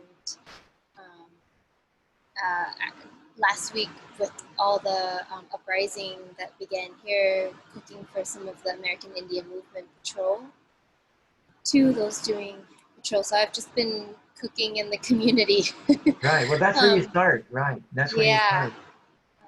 It's so kind of the ways that I build family here. But that's such a legitimate way to involve yourself with the families and become legitimate participant in other scenes that are not at the restaurant where you're cooking, or wherever it is. There's a place where you're cooking to take it to elders. Mm-hmm. Yeah, it's called the Gatherings Cafe, located in the Minneapolis American Indian Center. So it's like a center of community, urban native community here. Uh-huh. So these same issues and the strategies of learning to observe so that you can find the thing that you can analyze enough to take that piece of it and use it as an instrument for the local people to improve what they're doing, but also as a test of your ability to change the environment in ways that you think are possible.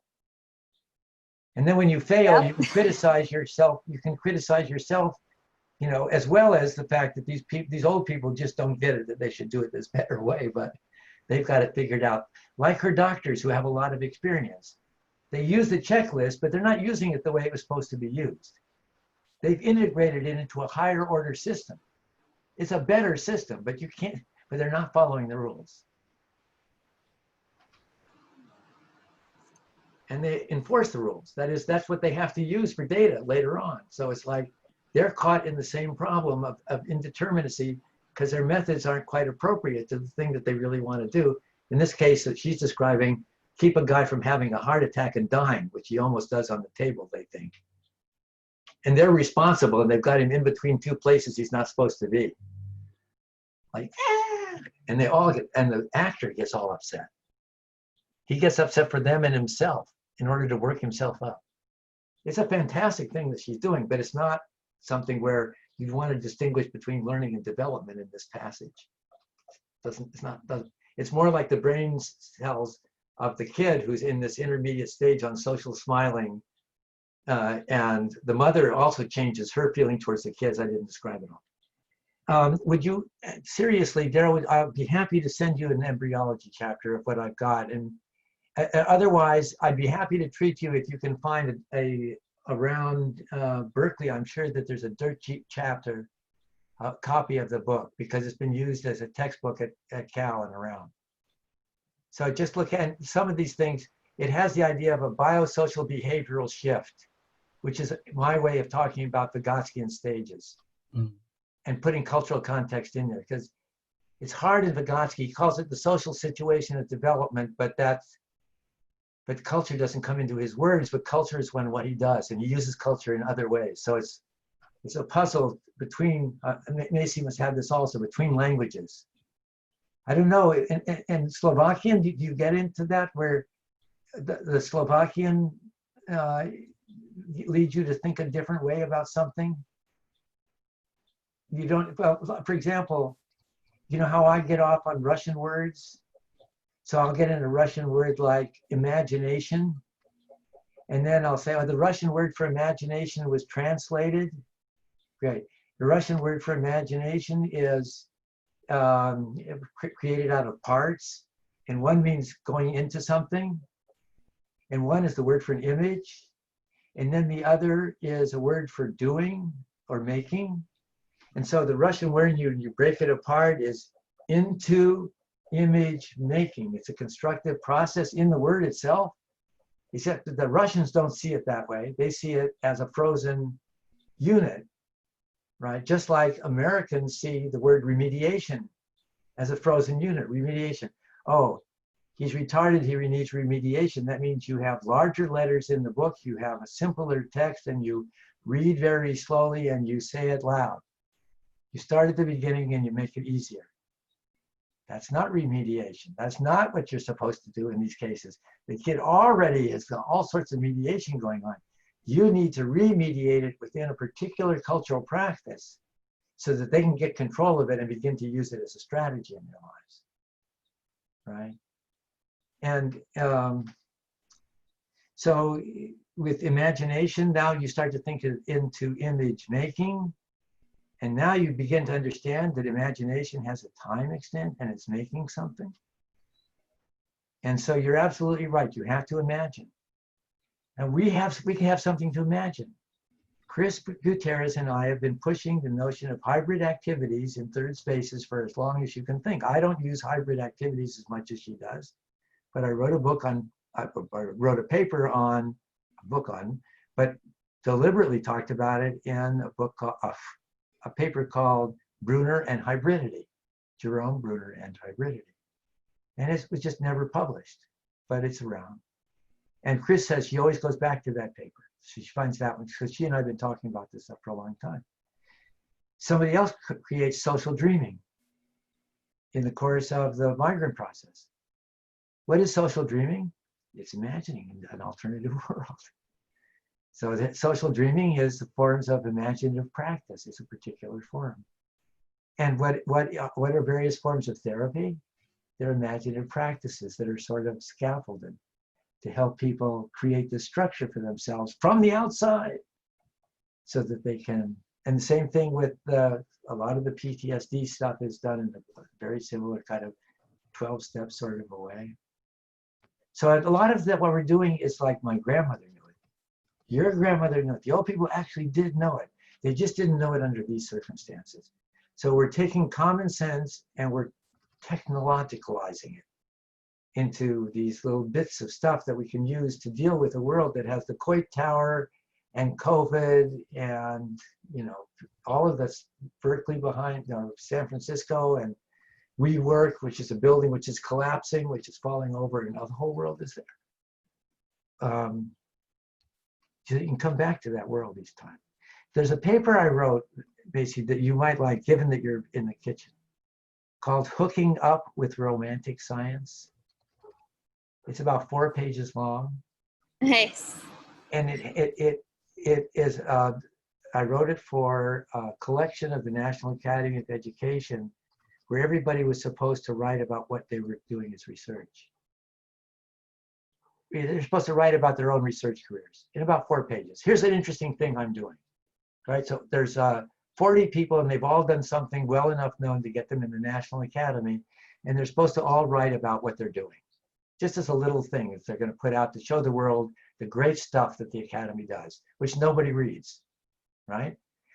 When I wrote it up, I knew that I had so disappointed people or so perplexed them by stopping doing all the cross-cultural work that got everybody all excited, and I stopped doing the kinds of quasi-experimental stuff that also everybody thought was like all this kind of interesting stuff. And here I was creating a 5th dimension after school playing with children. And I had to explain to them why I was doing it. And that's what this paper is about. And it talks about Dewey and Dewey's statement, basically, that you can build the whole curriculum out of a kitchen. So it's a really great place to build a curriculum. And I talk about myself being in the kitchen in a boys and girls, in a youth club with little kids, doing my basic research. And so so it has legitimacy as a form of scientific research, and it does make you have to be multidisciplinary, right?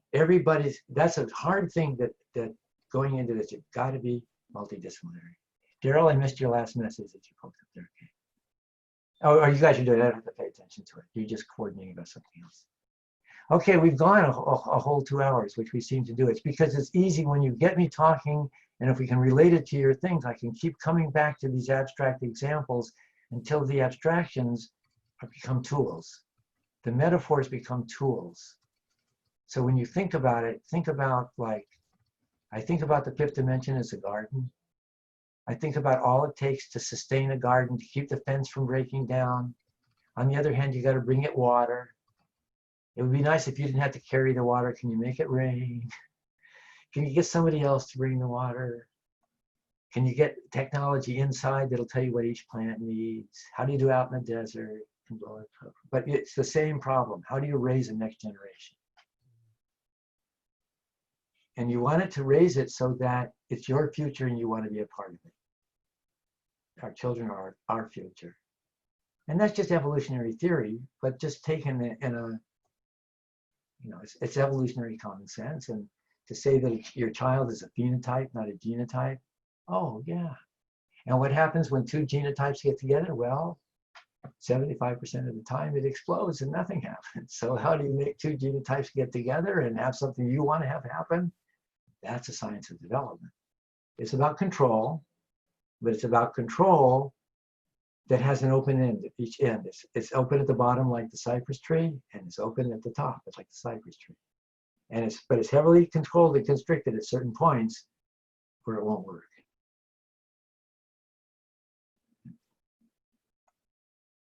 That's it. Same thing I said. I'm repeating myself from last week.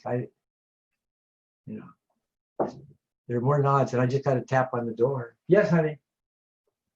That's just a tap on. I only need one tap on the door. I know what that tap means. I don't have to hear anything louder. So I only plan to spend an hour at this, and you know, I hope that Auntie's asleep. He is. He's only 4 of us here now. Like that, I guess. So do try to. If we had a little bit of chat going during the week, just a little bit of follow up of this, so that other people who weren't here today could get some feel for what went on. I remember this example, or let's take up this next week. So if each of you guys would come back, we could go back now, having done the abstract off of the concrete with not much concrete. We could go to the concrete. We could look at a piece of one of your data and now say which of those abstractions we were talking about last time works here. Let's go from, because it's all about this expression of rising to the concrete. So your imagination is an abstraction, right? It's abstract, it's vague, it's waiting to be filled in. And you think a lot of it will just fill itself in, so you don't paying attention to that much of your imagined world, right? And that's what you're doing when you raise your kids, right? So you imagine what the world is going to be like when they grow up, and then you start right then shaping them, preparing them. You're paring them down as they grow up like this and branch out. You're paring down the branches. This one goes. It's not a pear tree that you want to have go like this and espalier. Although that would work. You do that with human beings at times. Chinese are doing that right now, I think. Right? Very specialized kinds of things. But even the espaliered trees, if you stop the espaliering, the new branches are going to go up toward the sun. So it takes energy. It takes human effort over time to keep them going this way. It keeps Chinese workers a huge amount of socialization to keep doing this. The same thing for everybody has these things that you just do it. You know, you do it. And if you get killed doing that, you know, you get killed doing it. But and of course you have to imagine a future, because if you really can't imagine the future, you can't act. No future, no action. That's why the therapy stuff is so important. People don't see a future for themselves that they want to be a part of. And they can just, you know, get themselves in shape where they can. One thing is to make yourself needed by somebody else that comes and keeps pulling on your arm saying, help me, help me. And then you help them and then you feel better. And then you like that. It's a form of therapy. Okay, well, we'll see what we see. Thank you. See you all. Thank you, Mike. Yeah, that was cool. Thanks, Mike. Thanks, Ivana. Here, Daryl, keep your back in shape. Yeah, I'll get Ben out of shape. Right. literally. Right. All right, take care. Bye. Bye-bye.